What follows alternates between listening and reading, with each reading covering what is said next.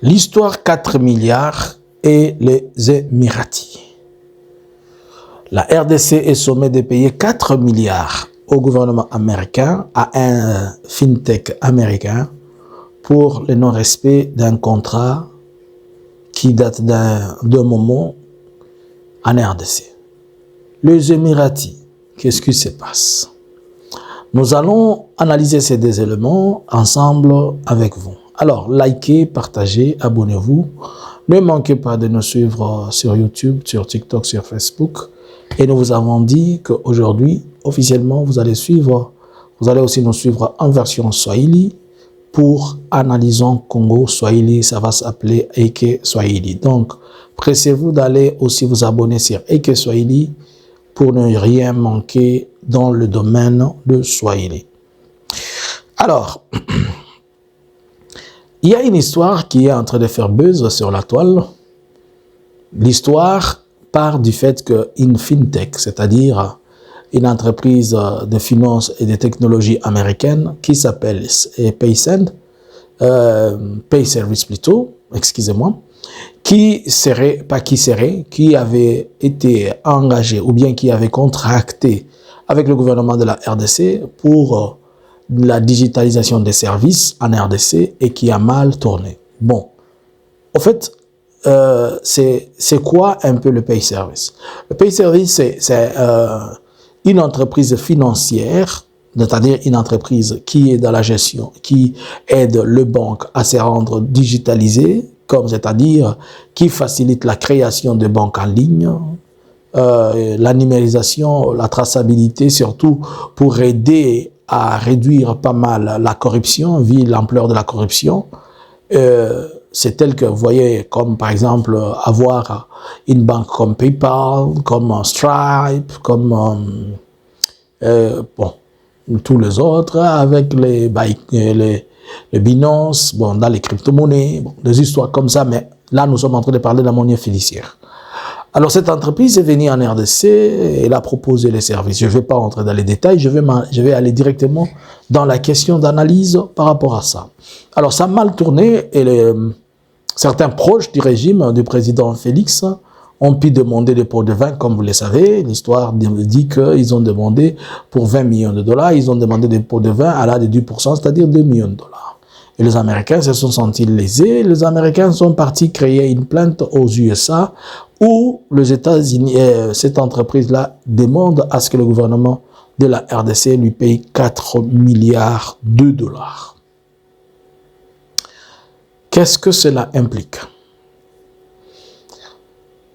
La stratégie du gouvernement de Kinshasa a toujours été l'une de ses faiblesses, comme je l'ai toujours dit, que le premier ennemi de Félix, c'est sa politique.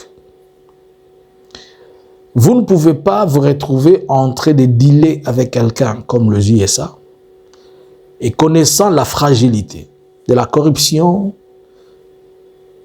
dans le secteur américain de ces entreprises, où vous êtes en train de supplier d'abord les Américains pour accepter de venir dans votre champ, où on est en train d'estimer que la valeur marchande du contrat est estimée à 500 000 milliards de dollars. Bon, ce sont des estimations qui ne sont pas vérifiées.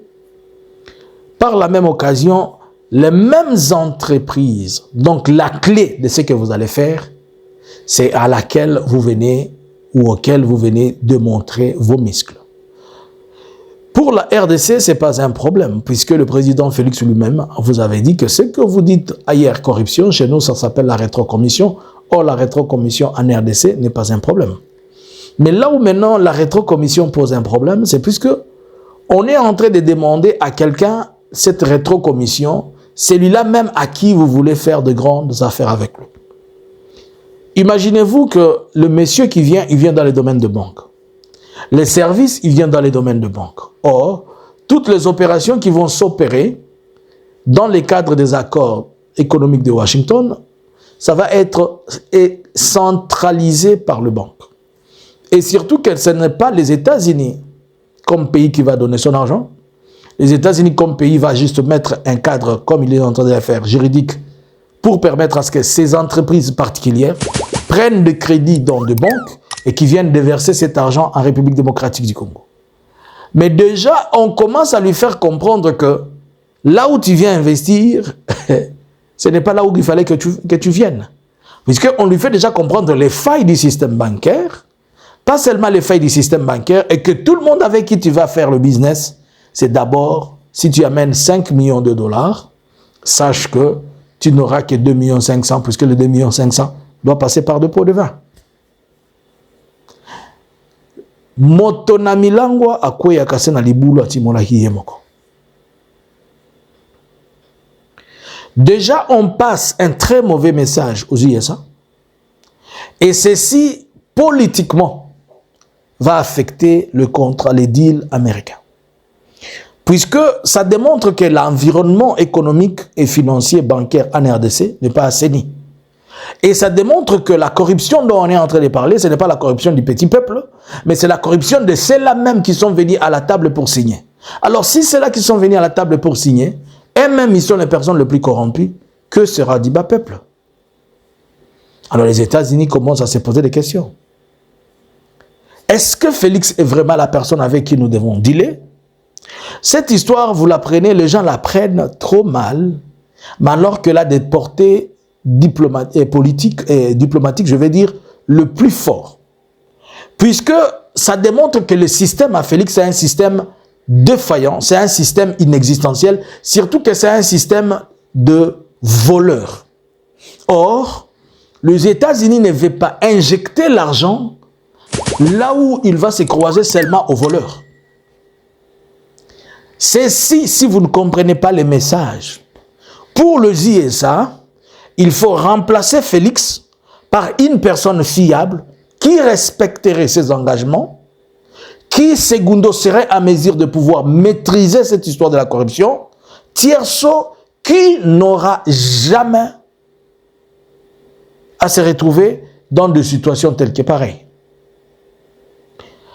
Ce qui s'est passé avec tout le monde là, dont on est en train de citer, les directeurs des cabinets, le gouverneur celui de la banque, qui sais-je, d'abord, ça commence par la présidence, ce n'est plus comme l'histoire avec des caméras. Là encore, on va accuser qui? C'est Anthony Kinzo qui a volé, qui a demandé, mais Félix n'a pas demandé. Ok, comme d'habitude, lui, les saints délimités, on doit les béatifier. Mais même si vous les béatifiez, on connaît, on comprend. Même s'il fait semblant aujourd'hui de révoquer Anthony Kinzo, révoquer qui que sais-je, pour se couvrir, mais le message est déjà passé que ici, ce n'est pas l'endroit idéal. Secondo, il démontre que le système avec lequel les Américains veulent s'engager n'est pas un système à mesure de pouvoir l'amener le résultat escompté. Par conséquent, cette histoire même parle du changement des régimes. Si vous n'avez pas compris, le discours, le message, cette histoire parle du changement des régimes. Donald Trump peut faire des folies, qu'il peut le faire, mais là, il s'agit du business qui engage la nation pour laquelle il est en train de se battre. Et on n'aimerait pas avoir en face de soi quelqu'un qui ne donne pas des garanties et à la fois sécuritaires, des garanties économiques et des garanties même du leadership. Le leadership de Félix est défaillant. Et ce n'est pas quelque chose dont on peut dire on va l'amener en garage pour le nettoyer ou bien pour le faire. Non. S'il n'est pas à mesure de maîtriser ses banques, s'il n'est pas à maîtrise de pouvoir maîtriser ses hommes le plus fort, cela veut dire que c'est le système qui n'est pas maîtrisable. Alors si ce système n'est pas maîtrisable, comment dans ce système qui n'est pas maîtrisable, on va venir injecter l'argent, sachant déjà qu'on aura des retours sur investissement avec de fortes probabilités de pertes. D'abord, l'environnement elle-même, elle n'est pas d'abord assainie avec la question économique, avec la question sécuritaire, puisque l'argent n'aime pas les bruits. L'argent ne peut pas venir là où il y a le bruit. Non, il faut qu'il y ait le calme. Et on n'est pas en train d'amener un climat qui va amener le calme ou la paix. Mais à cela s'ajoutent ces problèmes. C'est pour dire que si nous comprenons très bien, les USA vont maintenir leur deal. Ils peuvent faire du papier comme ils peuvent. ils vont toujours retarder la chose jusqu'à s'assurer à ce qu'ils aient une bonne personne de confiance. Alors, à vous, je vous laisse le temps de choisir. Selon vous, le JSA aimerait faire ses deals avec qui? Félix n'est pas ni aujourd'hui ni demain l'homme de la situation dans ce qui nous a amené. Il nous a d'abord créé une merde sans précédent. Mais là, il vient d'ajouter encore un autre problème auquel personne ne peut résoudre, puisque ce n'est pas pour aujourd'hui. Tout, on connaît des détournements de millions, de millions, de millions. Mais au lieu que cela s'arrête là où ils doivent s'arrêter, ça a escaladé les montagnes. Et là où ça a escaladé, c'est là où ça nous touche. Que pensez-vous? Je vous laisse le temps, une seconde, de réfléchir. Alors, je relis ce que je suis en train de dire par rapport aux questions dont j'ai parlé des Émiratis. Le président Félix se prend la décision. Nous pouvons dire, même si ce n'est pas encore fait officiellement, mais au moins on sait qu'il a déjà claqué la porte de Doha. Et la probabilité la plus possible, c'est les Émirats Arabes Unis. C'est-à-dire Abu Dhabi, c'est la capitale des Émirats Arabes Unis. Alors, est-ce que le calcul est bien fait? Je pense que Félix s'est toujours embrouillé et il s'embrouille encore. Il quitte le Qatar pour aller aux Émiratis. Bon, les Qataris sont des Arabes, les Émiratis sont des Arabes. Les Qataris servent de hub pour les Américains dans des questions sécuritaires et dans des questions sécuritaires et politiques. Les Émirats Arabes Unis servent de tremplin ou de hub pour les États-Unis dans des questions économiques et sécuritaires. Vous êtes avec moi?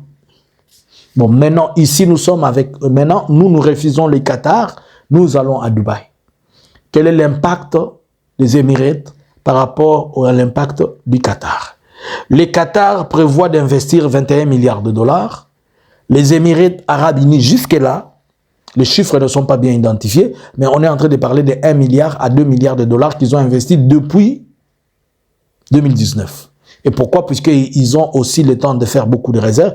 Ils gardent beaucoup de réserves pour observer et savoir ce qui va se passer. Bon. On va chez les Émiratis. On oublie que et les Émiratis et les Qatar dépendent tous de quoi? Des USA. Les USA utilisent les Émiratis là où il y a des questions financières, économiques et sécuritaires qui a trait à des deals financiers. Et n'oubliez pas aussi que c'est au Qatar où on est entré aux Émiratis, où les USA fait amener la discussion sur la question du Soudan. Or, le Soudan, c'est purement une histoire qui est propre aux Américains. Bon.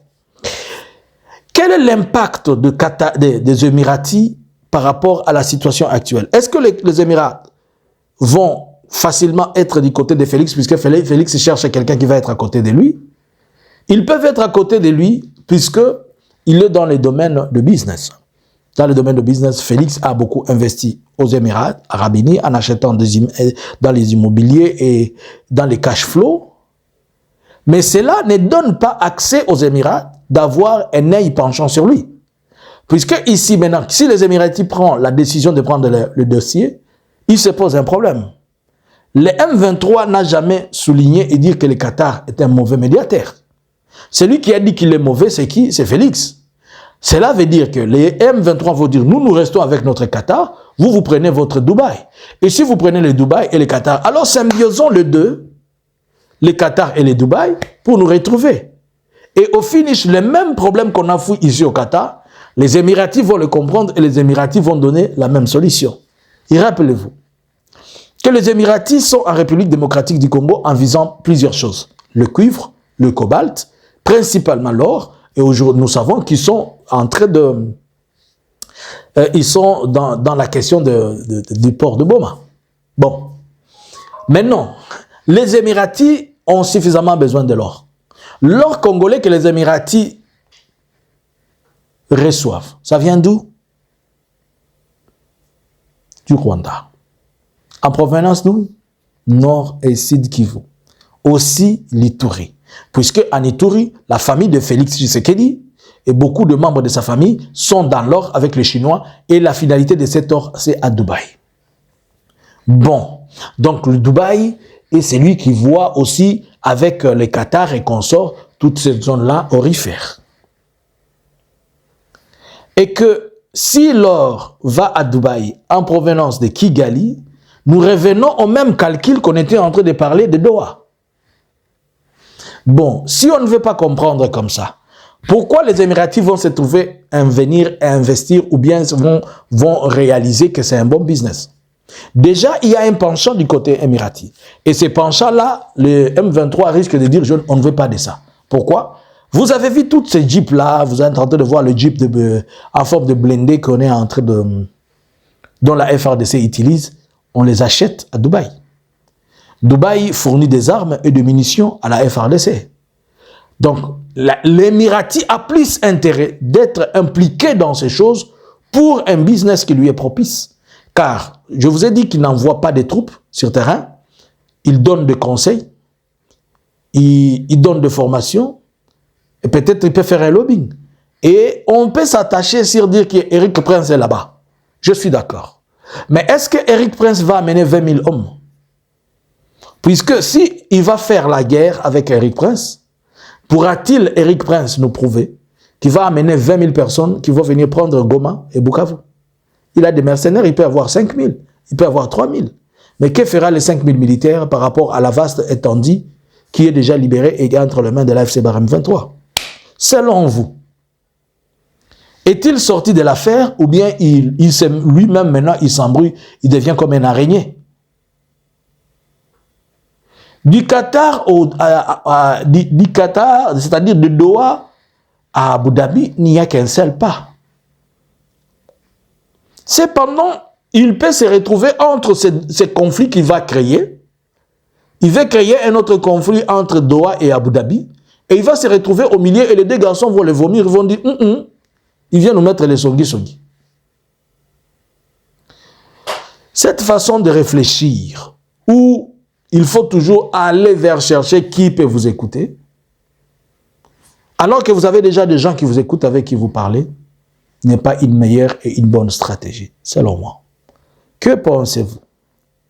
Est-ce que l'entrée en jeu des Émiratis sera une réponse, ou bien nous allons encore revenir au schéma ou au chemin de départ? À vous les claviers. Bonjour, bonsoir. Analysins Congo subscribers.